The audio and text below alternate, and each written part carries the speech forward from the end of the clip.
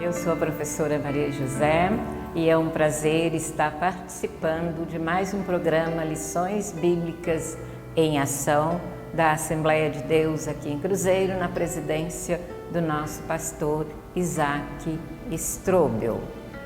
Essa gravação tem o objetivo de estar passando para os nossos professores mais um subsídio da lição que vai ser apresentada aos nossos alunos no domingo. Nesse trimestre nós estamos estudando as profecias de Ezequiel. Cada domingo nós estamos estudando um tema relacionado às profecias.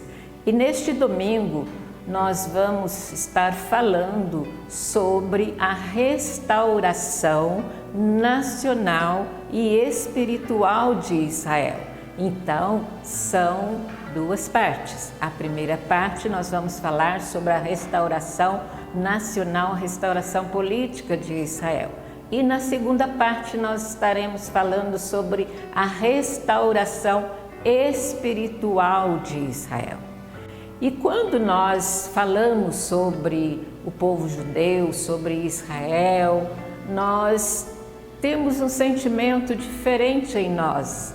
Nós queremos saber mais, nós queremos conhecer pessoalmente, principalmente Jerusalém, ou nós assim temos um sentimento de esperança, de alcançar algo mais. Porque nós não só temos desejo de conhecer a Jerusalém terrestre, como a Jerusalém celestial. E estudando sobre Israel, sobre o povo judeu, nós sentimos assim uma certa, vamos dizer, intimidade, porque o povo judeu é o povo que professa a fé monoteísta, a fé no Deus verdadeiro, o que todo cristão também professa, conforme nos orienta a Bíblia. Vamos citar então lá em Êxodo, no capítulo 20, que fala assim, no início do capítulo 20, fala assim: Eu sou o Senhor teu Deus, não terás outro deuses diante de ti, não te encurvarás a elas, nem as servirás. Então a nossa fé está no Deus verdadeiro. E é interessante observar sobre Israel, sobre o povo judeu, que é um povo que teve tanto tempo, que esteve tanto tempo disperso e não perdeu a sua identidade. A língua, por exemplo, o hebraico, eles não perderam ou não se desvirtuaram da língua, eles continuaram falando o hebraico. E dizem que um povo só pode morrer quando ele não fala mais a sua língua. A língua é a marca da identidade de um povo. E Israel soube guardar esta marca. Aliás, eu acho que foi por isso que criou-se a marcação de vogais, para que a pronúncia das palavras durante a dispersão entre as nações não fosse perdida. Outra coisa também, Israel é considerado, eu considero, como um povo abençoado. Por quê? Porque eles têm as promessas de Deus, os propósitos de Deus. Vamos ler em Êxodo capítulo 19, 5 e 6, fala o seguinte: veja bem, agora, pois, diligentemente ouvirdes a minha voz e guardardes o meu concerto, então sereis a minha propriedade particular ou peculiar dentre os povos, porque toda a terra é minha, e vós sereis o reino sacerdotal e povo santo.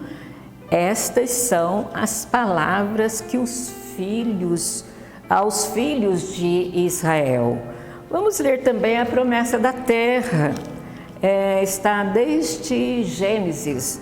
Gênesis, lá no capítulo 15, Deus disse assim para o povo, versículo de número 18, falando assim: naquele mesmo dia, Deus disse essas palavras a Abraão.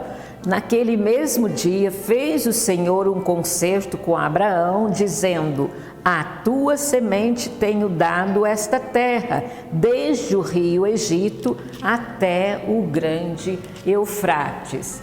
Eu quero que vocês guardem isso. Os propósitos e as promessas de Deus não mudam. Deus é fiel para cumprir a sua promessa e Deus é firme nos seus propósitos, nos seus desígnios. Então, Israel é a nação que tem a bênção de Deus. Mais tarde, não importa quando, Deus vai cumprir por completo a bênção e a promessa que Ele tem para este povo.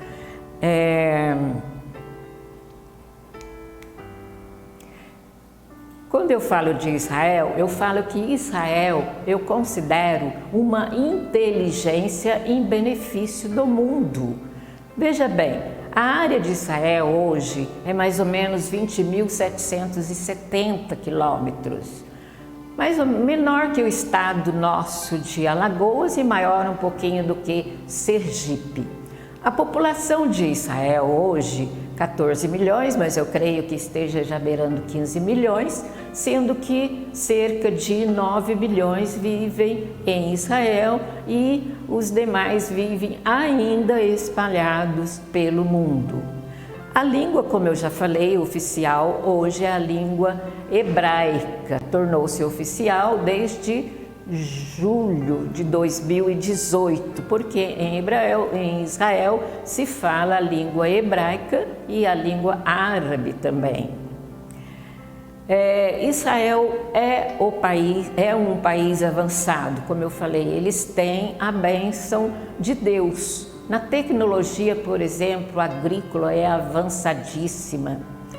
Na tecnologia bélica, em 2007, criou-se o sistema antimíssil, o Iron Dome, para destruir mísseis que porventura a eles forem lançados.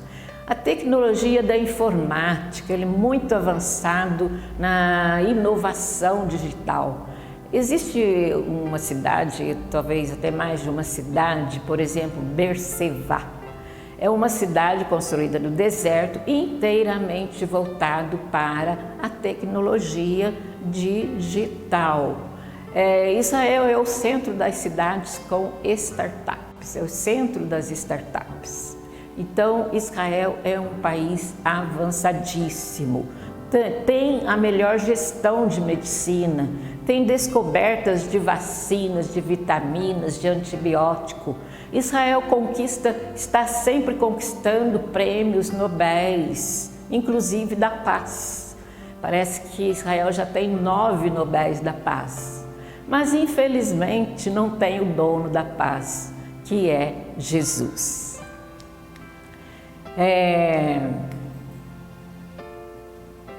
Um pouquinho, deixa eu mudar.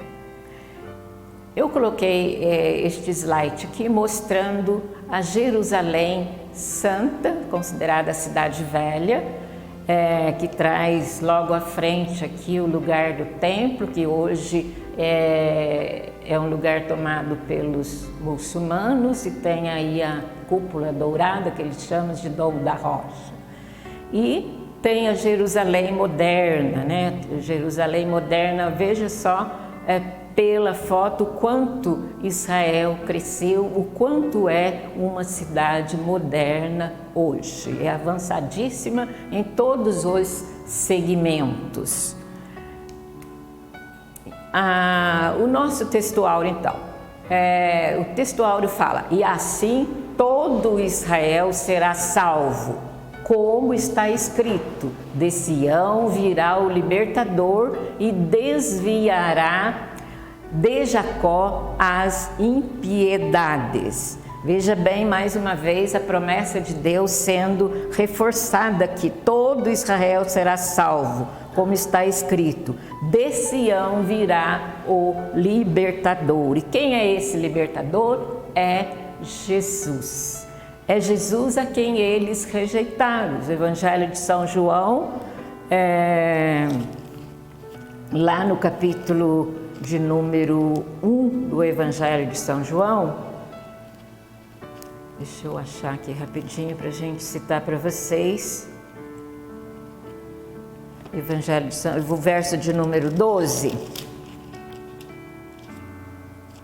fala assim: e o verbo se fez carne, não é esse, é aqui, o verso 11 e o 12, que fala assim: veio para o que era seu. Quem veio? Jesus. Porque Israel é um povo peculiar de Deus, é o povo que Deus escolheu para que, através dele, viesse Jesus, o nosso Salvador, aquele que irá salvar não só a nós, mas não só nos salva, mas também irá salvar toda a nação de Israel no tempo determinado. Veio para o que era seu e os seus não o receberam, mas a todos quantos o receberam, deu-lhes o poder de serem feitos filhos de Deus, aos que creem no seu nome. Então, a partir do momento que Israel ele rejeita Jesus, ele não tem ainda a restauração espiritual.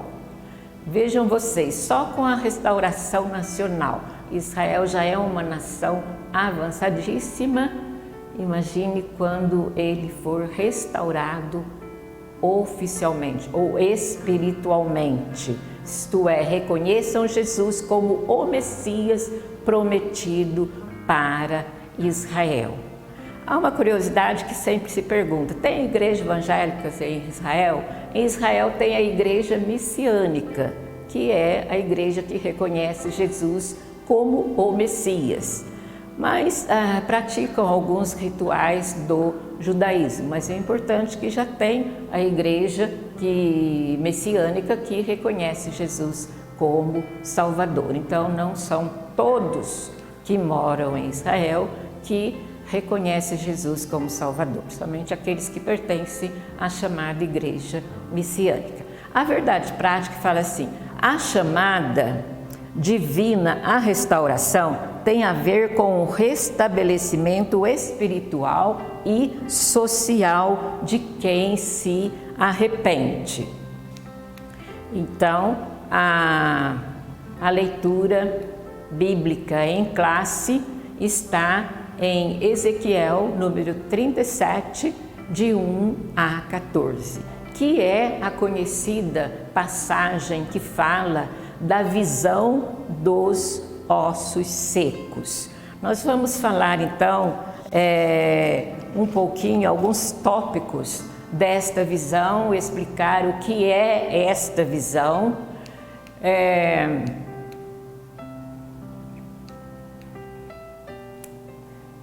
Não está querendo mudar aqui. Mudou. Então, os objetivos da nossa lição é apresentar o significado da visão do vale de ossos secos. Por que nós temos objetivos da lição?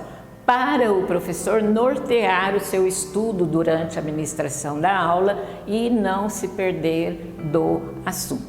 Então, o primeiro é apresentar o significado da visão do vale de ossos secos, explicar a dispersão dos judeus entre as nações e constatar o milagre do século XX. A introdução, então, fala que a visão do vale de ossos secos nos mostra como Israel voltará a ser uma nação soberana, reconhecida na comunidade internacional. A palavra profética contempla a restauração completa de Israel, tanto política como espiritual. A visão de Ezequiel é uma declaração do poder majestoso de Deus para estabelecer novamente o seu povo na terra. Essa é a nossa introdução. Olha aqui o vale de ossos secos que o profeta contemplou. Está aí no texto da nossa lição, mas nós não vamos ler todo o texto, só coloquei alguns trechinhos aqui. Fala assim: e me pôs no meio de um vale que estava cheio de ossos. Quem pôs? Deus, ao mostrar a visão para Ezequiel. Eram muito numerosos sobre a face do vale e estavam sequíssimos. Então me disse: profetiza sobre estes ossos. Ouvi a palavra do Senhor. E porei nervos sobre vós, farei crescer a carne sobre vós, e sobre vós estenderei a pele, e porei em vós o espírito, e vivereis, e sabereis que eu sou o Senhor. Notem bem,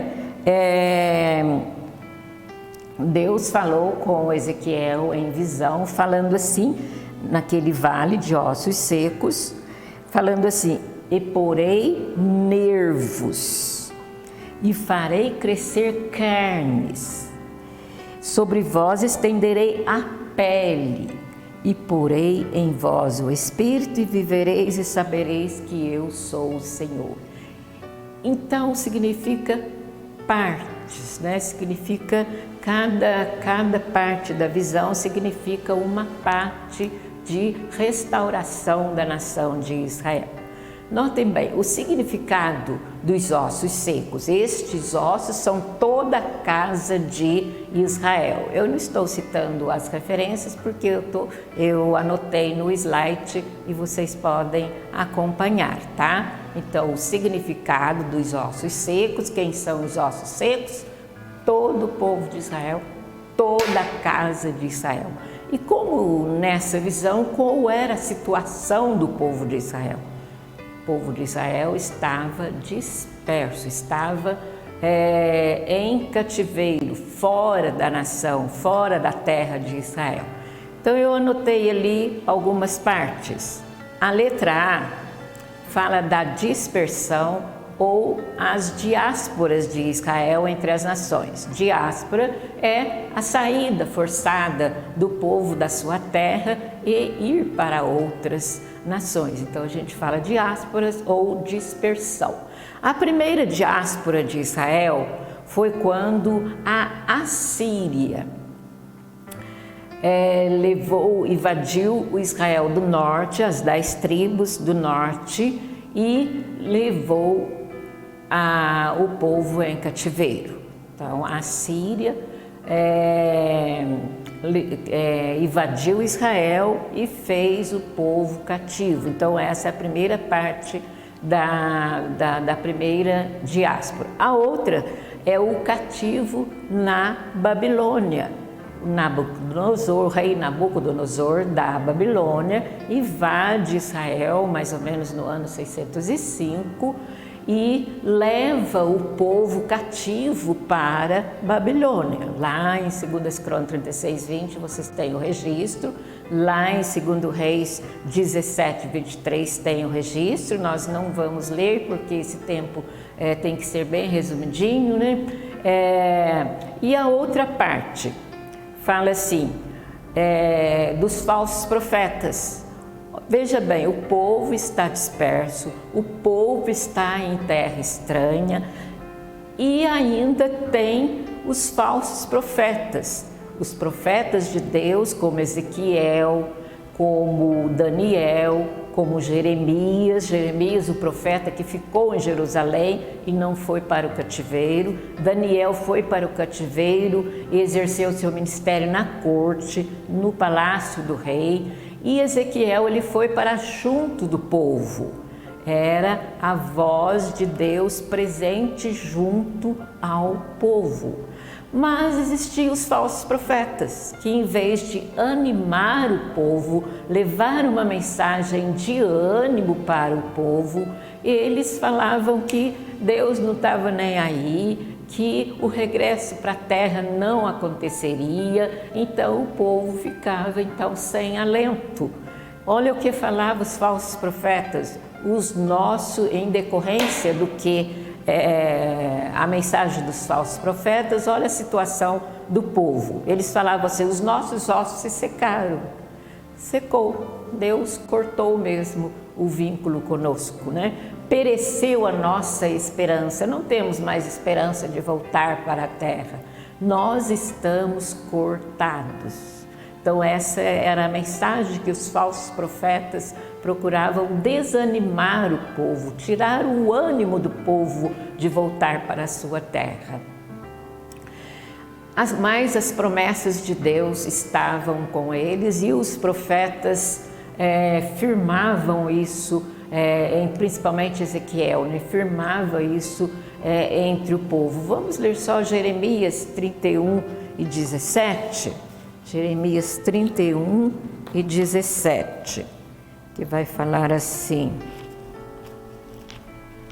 Se eu acho aqui Jeremias 31 e 17, que fala assim: e há esperanças no derradeiro fim para os teus descendentes, diz o Senhor, porque os teus filhos voltarão para o seu país. Então Jeremias, ele procurava estimular o povo. E veja também essa palavra de Ezequiel lá no capítulo 11, verso 17, que fala o seguinte: portanto, assim diz o Senhor Jeová: hei de ajuntar do meio do povo e vos recolhereis da terra para onde fostes lançados, e vos darei a terra de Israel. Note bem, a palavra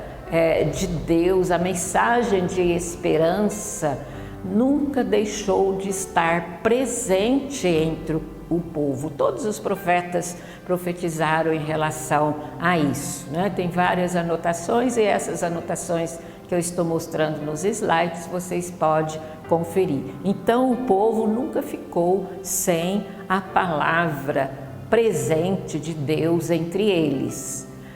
A outra parte, outro item, né, outro evento ou acontecimento que aumentou também a diáspora, isto é, forçou a saída do povo de Jerusalém, porque acontecia uma diáspora e o povo ia voltando, mas depois acontecia outro povo, tornava a sair da sua terra. E esta aqui foi com a destruição do templo, nos anos 70, pelo general Tito, né, no domínio romano.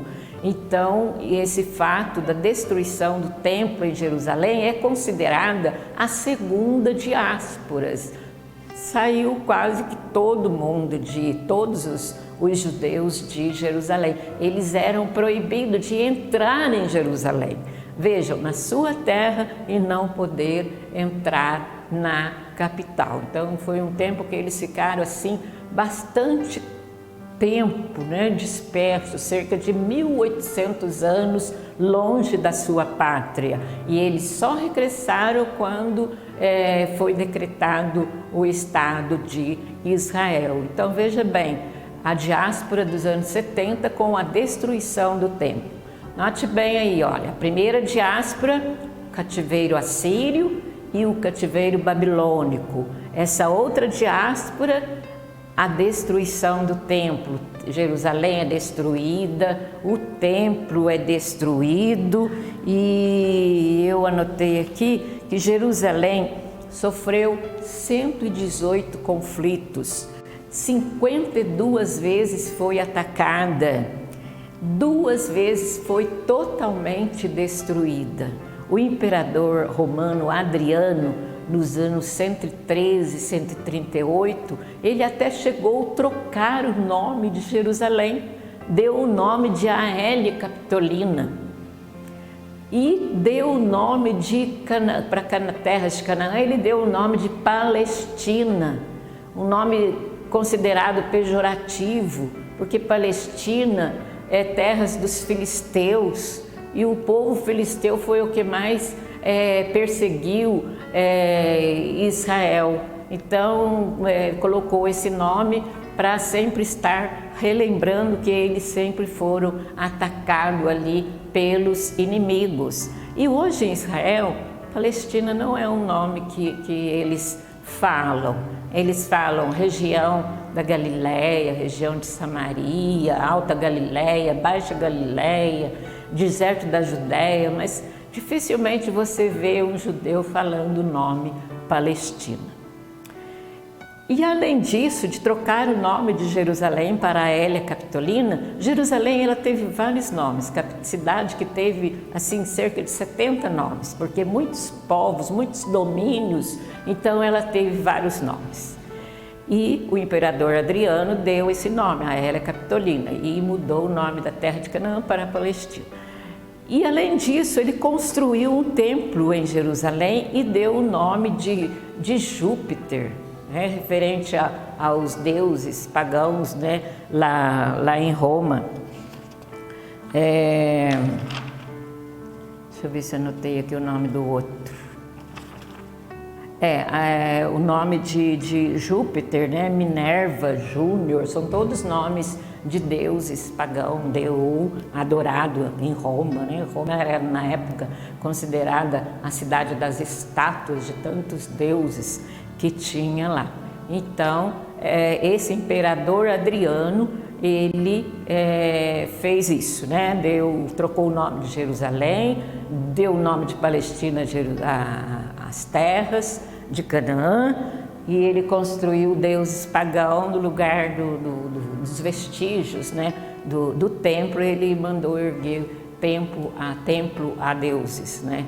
Pagãos. Então, nessa época também, os judeus não podiam voltar para a sua terra, continuavam dispersos entre as nações. E agora vem o sentimento de retorno à terra, os nervos. Veja aqui, então, o Vale dos Ossos Secos corresponde à nação de Israel. E agora ele fala, o profeta, Deus disse que porei nervos sobre vós. O que o nervo faz com os ossos? Ele dá ligamento, ele permite o movimento, e é isso que aconteceu. E esse sentimento de nacionalização de Israel, esse começo de restauração de Israel, sabe com quem começou? Com o rei Ciro, lá na Pérsia. Agora não era Babilônia, agora ele estava sob o domínio da Pérsia. E o rei Ciro, ele, lá no capítulo de Esdras, né, a gente pode ler só o comecinho para o tempo que dá, né? Esdras, no capítulo 1, fala assim, no primeiro ano de Ciro, rei da Pérsia, para que se cumprisse a palavra do Senhor da boca de Jeremias, despertou o Senhor, o espírito de Ciro, rei da Pérsia, o qual fez passar pregão por todo o seu reino, como também é escrito, dizendo: o Senhor Deus do céu me deu todos os reinos da terra, e ele me encarregou de lhe edificar uma casa em Jerusalém, que está em Judá. Aí ele convoca todo o povo a voltar para Jerusalém e manda juntar todas as partes dos utensílios do templo, o objeto, e permite que eles voltem para Jerusalém. Lembra que na profecia de Daniel, ele ora ao Senhor porque ele viu que o cativeiro estava findando e o povo parecia acomodado ali? Deus despertou Ciro para incentivar o povo. Então eram os nervos começando a ligar os ossos. Outra coisa que contribuiu para esse ligamento do povo, para esse pensamento do povo de voltar à sua terra, foi o movimento sionista por Theodor Herzl na Europa, por volta do ano de 1878. Esse movimento incentivava o povo a voltar para Jerusalém, mas ao mesmo tempo que incentivava o povo, provocava ódio nas nações onde eles estavam, porque as nações ao mesmo tempo não gostavam dos judeus, mas ao mesmo tempo não queria que eles saíssem devido a motivos econômicos, certamente. Surge também o antissemitismo, que é a perseguição dos judeus. A partir do ano de 1930, começou uma pressão muito grande em relação ao povo judeu. Então, o antissemitismo também foi uma contribuição para que os nervos se ligassem e o povo tivesse o sentimento de volta à sua terra. Mas um outro evento muito triste, não só para Israel, para o povo judeu, mas triste para toda a humanidade, uma mancha negra na história da humanidade, foi o Holocausto de Hitler. Entre os anos 1933 e 1945, Hitler começou a perseguir os judeus. Isaías 66, capítulo 8, ele fala que, aqui Isaías 66, verso 8, não deixei separado, mas vamos achar rapidinho aqui. 66, verso 8 fala assim: quem jamais ouviu tal coisa, quem viu tal coisa semelhante, poder-se-ia nascer em uma terra em um só dia? Nasceria uma nação em uma só vez? Mas Sião esteve de parto e já deu luz aos filhos. Então foi um momento muito triste na história do povo disperso, principalmente os que estavam na Alemanha. Hitler começa a pressionar o povo. Sabe como Hitler começou a perseguir o povo de Israel, a implantar ódio para que a população alemã ficasse com ódio dos judeus e visse o judeu como desnecessário em seu meio? Ele começou a trabalhar as crianças. Ele começou com a cartilha, desenhos, mostrar figuras depreciativas dos judeus em lugares públicos. Aí depois começou a não querer que as crianças judias estudassem na mesma escola, comércio, né? Começou a colocar impedimento. Então foi um momento bem difícil para a nação de Israel ou do povo judeu na Alemanha. E isso chegou a tal ponto que uma criança ela não podia ver o judeu, que ela sentia medo.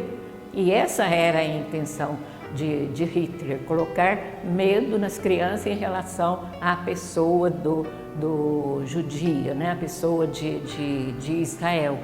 Então o Holocausto acontece em 1945, mas foram anos e anos de pressão, de perseguição, de morte. E o Holocausto, como vocês sabem, foi a queima, né? A queima em câmara de gás de nada mesmo 6 milhões de judeus. Com toda essa perseguição, não só na Alemanha, dizem que 141 milhões de judeus morreram, mas só no Holocausto 6 milhões de judeus.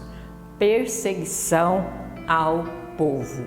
Isso era os nervos se mexendo, né? Um meio bem difícil de ser trabalhado. Olha aí, figuras do Holocausto na Polônia e na Alemanha. Tristes fotos, né? Até hoje eu não posso ver pano listado na minha frente que eu lembro do Holocausto.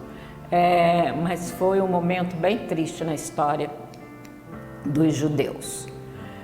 Agora, gente, eu falei dos nervos. Agora diz a palavra ao profeta: e farei crescer carne sobre vós. Gente, o que é carne? Carne dá o quê? Dá formato ao corpo. O corpo pode ocupar o seu espaço. Então estava na hora do povo judeu ocupar o seu espaço na sua pátria. Então é o renascimento de Israel após 1800 anos de dispersão, até que em 27 de 11 de 1947 aconteceu a partilha da terra Por que aconteceu?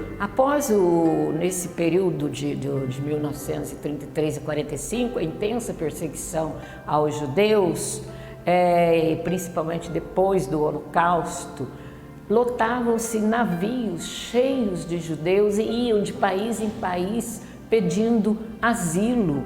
Até o próprio Estados Unidos chegou a negar asilo para o povo judeu. Então era uma situação muito triste e isto levou alguns países a se unirem e apresentarem na ONU um pedido de partição, de partilha da terra naquela região entre judeus e palestinos. Notem bem que o palestino não é um povo árabe, né? São povos, parece que habitavam aquela região ali.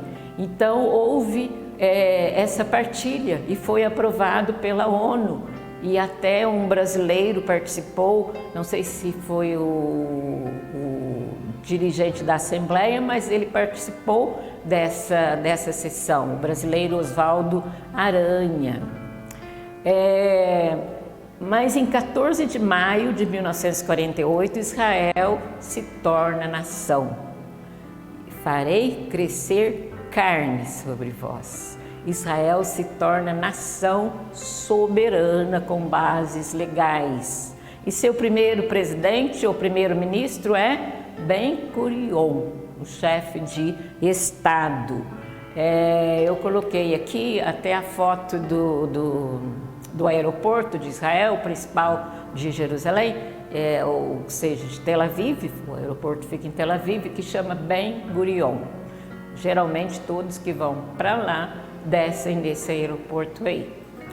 Do lado eu coloquei a foto do Knesset, que é o parlamento de Israel, que tem 120 parlamentares. Como muitos já sabem, Israel é uma democracia parlamentarista, a única democracia no Oriente. E aí é a foto do parlamento. Coloquei também uma foto da menorá que foi doado a Israel pela rainha da Inglaterra e fica numa das saídas do Knesset. Nós passamos por um outro lado, do lado do que fica essa fotografia do menorá lá no Knesset de Israel. Então, em 1948, 14 de maio de 1948, Israel torna-se uma nação. O seu corpo está completo, está revestido de carne. Mas Deus disse ao profeta: e porei, e sobre vós estenderei a pele. Que a pele, gente, a pele é o que nos apresenta para o mundo, né? Você é morena, você é branca, você é negra, e enfim, você é amarelo. Então a pele é o revestimento da nossa carne para nós podermos ser apresentados a este mundo. E Israel precisava ser apresentado ao mundo, como assim? Ter projeção internacional. Hoje Israel é um Estado soberano e reconhecido na ONU, mas ainda existe pressão internacional. Jerusalém continua sendo pisado pelos árabes. O monte do templo, coisa mais sagrada que os judeus tinham, ou têm, e o monte do templo ele é administrado pela Jordânia e não tem o controle do povo judeu, só tem o controle de segurança, mas é administrado pela Jordânia, pelos árabes muçulmanos. Mas qual é o motivo de tudo isso? De Israel hoje ser reconhecido pela ONU, de apesar de pressão nacional, Israel se projeta. O motivo, Israel é uma testemunha contínua de Deus sobre a terra. Olha que maravilha! Vamos ler em Jeremias, capítulo que eu notei ali, olha, o capítulo 30, o verso 11, 30, 11, que fala o seguinte: Porque eu sou contigo, diz o Senhor, para te salvar, porquanto darei fim a todas as nações, entre as quais te espalhei. A ti, porém, não darei fim, mas castigar-te-ei com medida de todo, não terei por inocente. O porquê Israel não é completo? Como eu disse, porque eles rejeitaram o Filho de Deus. Eles precisam também de uma restauração espiritual. E é isso que nós vamos encerrar a lição falando sobre isso. A parte 2, então, é a restauração espiritual. O que é isso? É o reencontro de Israel com Jesus. Olha o que Deus falou na visão: e porei em vós o Espírito, e vivereis, e sabereis que eu sou o Senhor.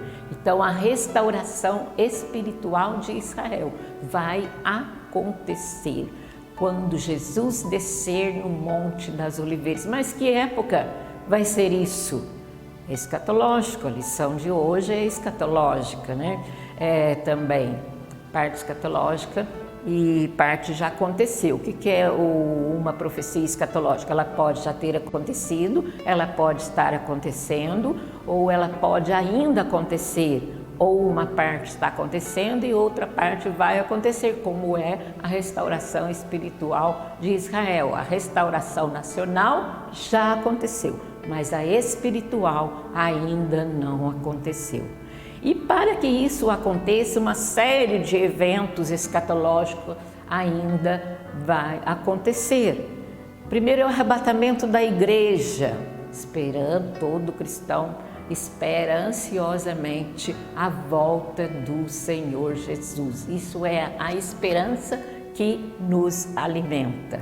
Vai acontecer o juízo de Deus sobre a terra, que mostra em Apocalipse, do capítulo 6 ao 16, através dos selos, das trombetas, das taças, é o juízo de Deus sendo derramado sobre a terra. Vai acontecer a guerra do Armagedon. O que é a guerra do Armagedon? É quando o Israel ele vai fazer, vamos dizer, concerto de paz com o anticristo. Quem é esse anticristo? É aquele que se voltará dizendo ser o dono da paz e vai oferecer paz e vai fazer concerto de paz com Israel, vai reconstruir o templo que eles tantos querem. Mas como o anticristo vai surgir? Nós falamos domingo passado na guerra de Gog, e Magog. Então, quando acontecer esta guerra, talvez ela inicie um pouco antes do arrebatamento da igreja, talvez ela inicie depois, mas esta guerra vai enfraquecer o poder de liderança ali no Oriente Médio. E aproveitando dessa ausência de uma liderança efetiva, vai surgir o homem que vai oferecer paz. E este homem vai ser o anticristo. Até certo ponto ele terá paz com Israel, mas quando ele começa a profanar o templo, Israel vai perceber que foi enganado, e aí o anticristo se volta contra Israel, convoca todas as nações para tentar extirpar Israel do mapa. Mas Israel é promessa de Deus, é Deus que vai tratar com o povo de Israel. Então surge aí a guerra do Armagedon, onde todas as nações vão estar contra Israel. E quando Israel não tiver mais saída, Jesus descerá no Monte das Oliveiras e vai oferecer vitória para Israel. E vai haver um concerto entre Jesus e Israel. Eles vão ver que o anticristo era falso e eles vão perceber que Jesus é o Messias que eles estavam esperando. Vamos ler Zacarias 14, é uma passagem muito bonita que nós não podemos deixar de estar lendo para vocês. Quer ver? Olha, Zacarias 14, só o versículo de número 4. E naquele dia estarão os seus pés sobre o Monte das Oliveiras, que está defronte de Jerusalém para o oriente, e o Monte das Oliveiras será fendido pelo meio, para o oriente e para o ocidente, e haverá um vale muito grande, e metade do povo se apartará para o norte e a outra metade para o sul. 12:10 também de Ezequiel fala assim: e sobre a casa de Davi e sobre os habitantes de Jerusalém derramarei o espírito de graça e de súplica, e o olharão para mim, a quem traspassaram, e o prantearão como quem pranteia por um unigênito, e chorarão amargamente por ele, como se chora amargamente pelo primogênito. Então, o que vai acontecer neste momento? Israel se reconcilia com Jesus, destrói as nações ali reunidas, nações inimigas de Israel. O anticristo, que é o que se levanta oferecendo paz, e a besta é aquele que surge com uma nova religião, onde surge o templo, leva o templo a ser construído, leva a besta a ser adorada no templo, momento em que Israel percebe que eles foram enganados, mas este anticristo e a besta serão lançados no lago de fogo e enxofre, serão os dois primeiros a inaugurarem este lago, né? E acontece em seguida o julgamento das nações. Então está pronta a população para o milênio, que é a aula que nós vamos falar no próximo domingo, tá? Mas antes de encerrar, eu gostaria de citar alguns fatos para vocês que a gente aprende lá quando está estudando na plataforma de Israel, e são coisas que todo professor deve saber para ministrar e até responder alguns questionamentos que podem ser feitos para vocês em classe. Então preste bem atenção, professor. Israel foi reconhecida, quer dizer, a nação de Israel foi reconhecida oficialmente pela ONU, como já vimos, no ano de 1947. E não por causa do Holocausto. Aí fala que criou-se o Estado de Israel por causa do Holocausto. Não, isso é falso. Nunca houve na história um Estado palestino independente. É que a mídia sempre não fala coisas, às vezes, que não correspondem a fatos, né? Não tem Estado palestino, nunca houve na história Estado palestino independente. Portanto, Israel nunca conquistou territórios palestinos. E todas as guerras de Israel com seus vizinhos foram amparadas por lei internacional. Houve diversas oportunidades de criar um Estado palestino, mas todas foram desaproveitadas. Tá? Então, gente, eu cito 3 fatos marcantes na vida de Israel. Primeiro foi o Holocausto, a perda do templo e a guerra de 67, que Deus interveio de uma maneira assim maravilhosa para livrar o seu povo. E nós também somos corpo e morada do Espírito Santo. Precisamos que haja constantemente em nós uma restauração espiritual, para que nós não entristeçamos o Espírito Santo. Então, que Deus abençoe vocês e tenham uma ótima aula. Amém?